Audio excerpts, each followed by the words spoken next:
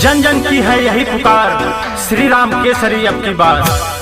तो याद रखिए नारायणपुर से इस बार जिला पंचायत पद के उम्मीदवार हैं आप सबके चहेते, आप सबके दुलारे, आप सबके बेटे, जन जन के चहेते श्री राम केसरी भैया को भारी मतों से जिताना है और जिला पंचायत सदस्य बनाना है।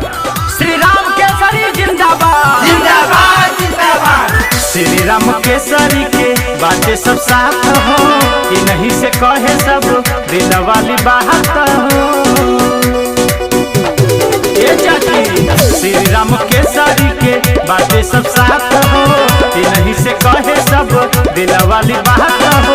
करी है विकास गौवा गौवा हो, गौवा गौवा हो।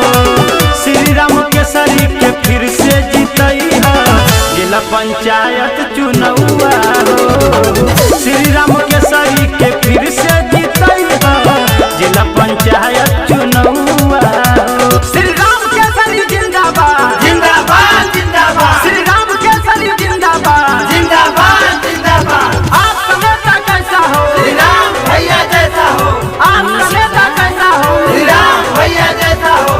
जन जन की है यही पुकार, श्री राम भैया आपकी बात। जन जन की है यही पुकार। श्री राम भैया आपकी बात। सबके चाहते हैं, किसान के बेटे हैं, पड़े मुसीबत किसी पे तो भैया दौड़ के आते हैं।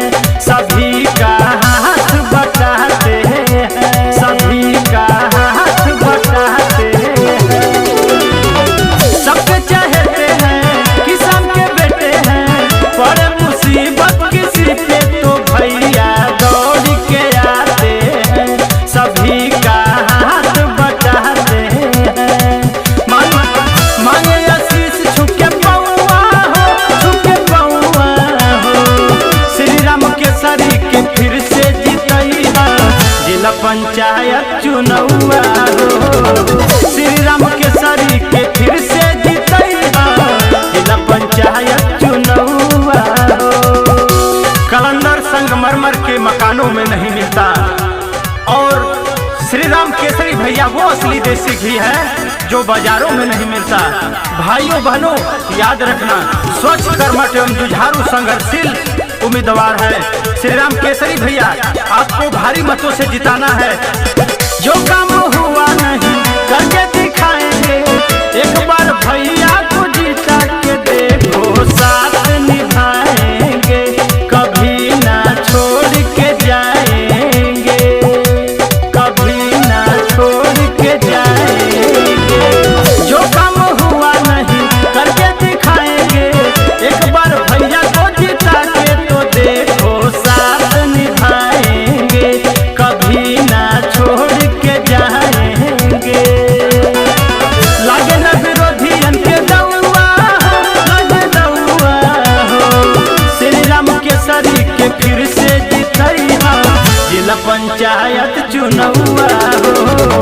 श्री राम केसरी के फिर से जीतई है जिला पंचायत चुनौआ हो। श्री राम केसरी जिंदाबाद जिंदाबाद जिंदाबाद। श्री राम केसरी जिंदाबाद जिंदाबाद जिंदाबाद। क्यों पड़े हो चक्कर में? कोई नहीं है टक्कर में। क्यों पड़े हो चक्कर में? कोई नहीं है टक्कर में। श्री राम केसरी जिंदाबाद जिंदाबाद जिंदाबाद। नाली खड़ंजा पक्की रोड बनवाएंगे, वादा जो भी करेंगे उसे पूरा करके दिखाएंगे। न पीछे कदम बढ़ाएंगे, न पीछे कदम बढ़ाएंगे। नाली खड़ंजा पक्की रोड बनवाएंगे, वादा जो भी करेंगे उसे पूरा करके दिखाएंगे। न पीछे कदम बढ़ाएंगे। सोर गली गली गौवा गौवा हो, गौवा गौवा हो। श्री राम केसरी के फिर से जीतई है जिला पंचायत चुनौआ हो। श्री राम केसरी के फिर से